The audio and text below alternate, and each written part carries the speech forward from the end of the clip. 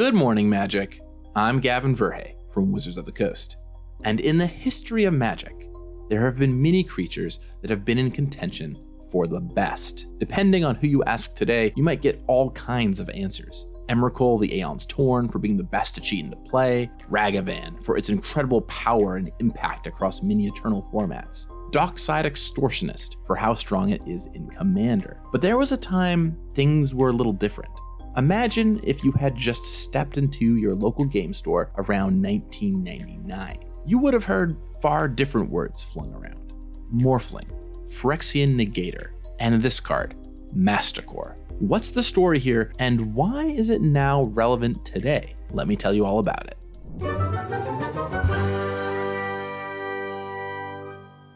In 1998, Magic released the first set in what may very well have been its most broken block of all time, Urza's block. Starting off with Urza's Saga, this set had some pretty ludicrous balance problems. There were decks that would kill in the first couple of turns of the game using cards like Tolarian Academy, lots of fast artifact mana, Mind over Matter, and Stroke of Genius. Get a bunch of mana off Academy, cast Stroke of Genius targeting yourself, get a fistful of cards, discard most of them to untap Academy, cast another Stroke for even more cards, maybe work a Time Spiral in there.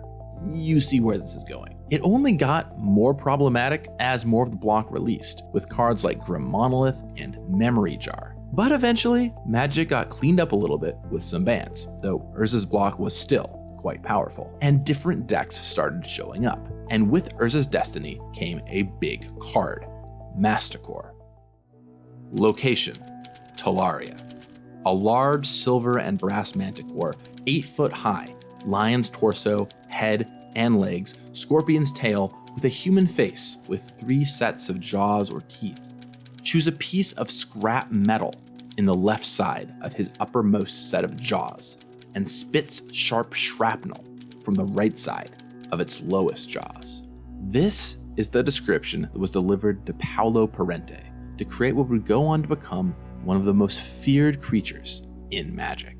For many, Masticore and Morphling became the pinnacle of what creatures were at the time. Morphling as the iconic unkillable blue finisher, like in Mark Lepine's mono blue control deck, which has a full creature lineup of 4 Ophidians to draw cards, 4 Sea Sprites main deck, 4 Mishra's Factory from the land row, and then 2 Morphlings to eventually seal the deal. Sometimes they would even show up together, like in Hector Fuentes' mono blue land destruction deck. Yes, you heard that right, thanks Dust Bowl and Wasteland, which had a full creature base of 4 Ophidian, 2 Masticore, and 1 Morphling.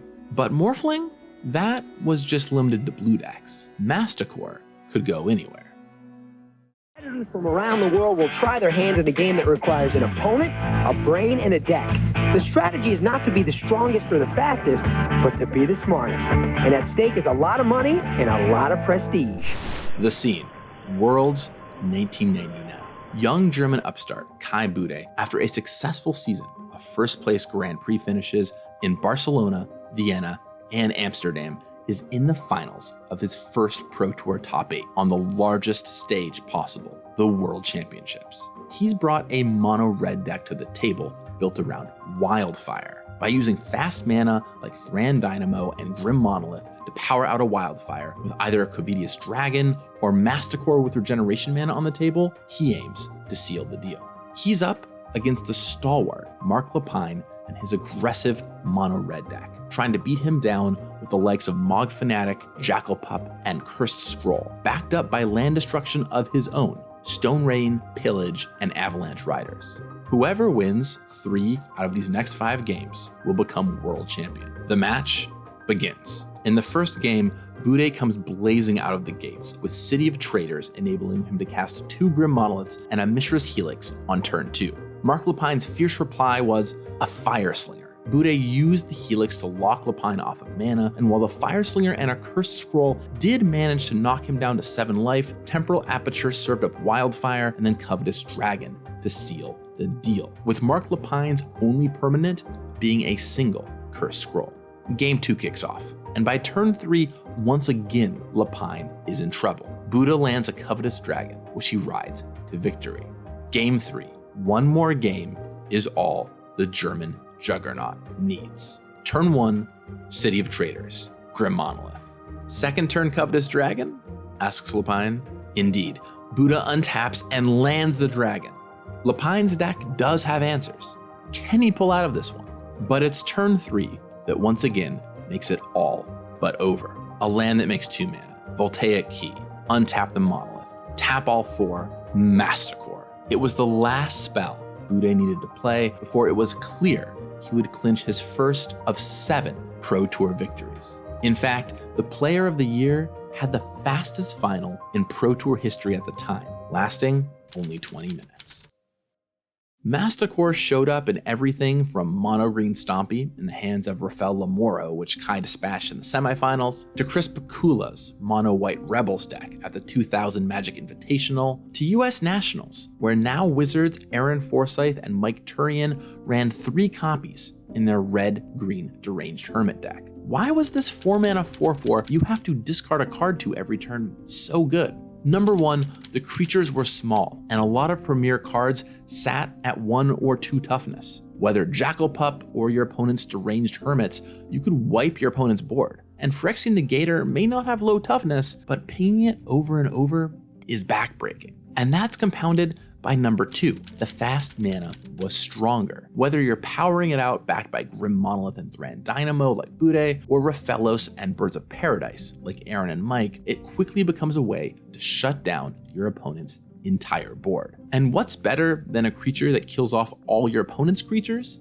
One that never dies. The third reason is that thanks to regeneration, it never lost a combat, and a lot of the removal spells had trouble dealing with it. All that in conjunction with being a 4/4, pretty sizable, especially back then, made discarding a card every turn, or even getting Masticore locked, where you have to pitch your only card every turn, more than reasonable. I remember when I started playing in 2001, long after Masticore really saw much play. Early on, I saw a Masticore in someone's trade binder and had to trade for it. It wasn't even played anymore, I just wanted to own one. It had that much of a pedigree. And while its play slowed down a lot from there, its legacy was far from over. One of my favorite Easter eggs in all of Magic is on the original Torment Deep Analysis. A pretty iconic and powerful card still played today. What you might not notice unless you look closely is that what's there on the table is a Masticore head. To really tie it all together is that flavor text. The specimen seems to be broken.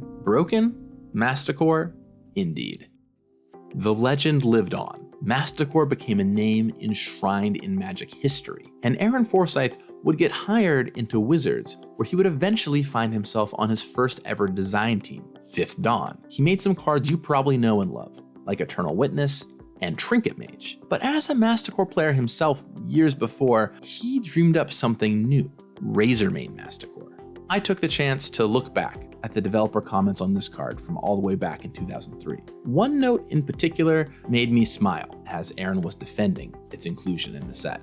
Aaron Forsythe, March 28th, 2003. Hey, kids love the Masticores. That was me, Aaron. I was, in fact, that 13-year-old kid loving the Masticores. I remember trading for so many Razormane Masticores just because I thought it was cool. And while the card ultimately saw only a small amount of play in Constructed, Mirrodin Block had some balance issues of its own. This brought Masticores to Mirrodin. When we returned 6 years later, in Scars of Mirrodin, we got Molten Tail Masticore, keeping much of the through line of the original. And actually, in something I literally didn't realize until working on this video, can you guess who 2 people on the final design team of Scars of Mirrodin were? That's right, Aaron Forsythe and Mike Turian. These 2 Masticore players brought back the creature yet again. Well done.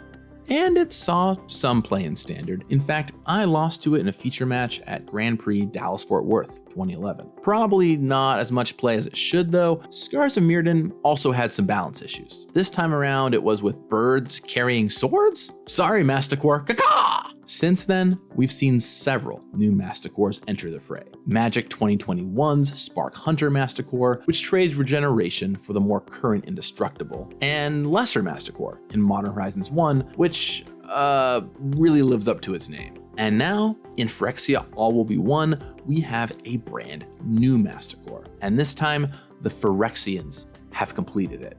Argenta Masticore. Originally called Completed Masticore, it has protection from multicolored as its built-in ability to survive. It's a 5/5 first striker for 5 like its predecessor, Razormane. And then, as is Masticore tradition, it has a discard effect and ties it into a destruction effect for any non-land permanent. And that twistedly gorgeous piece of art from Zach Stella really helps sell the vibe. Action.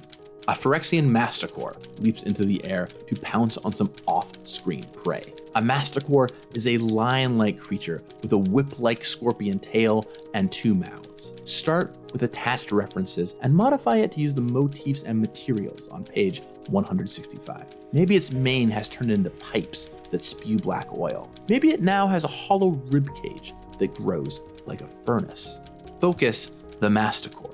Mood, powerful, and hungry. A deadly hunter stalks the wasteland.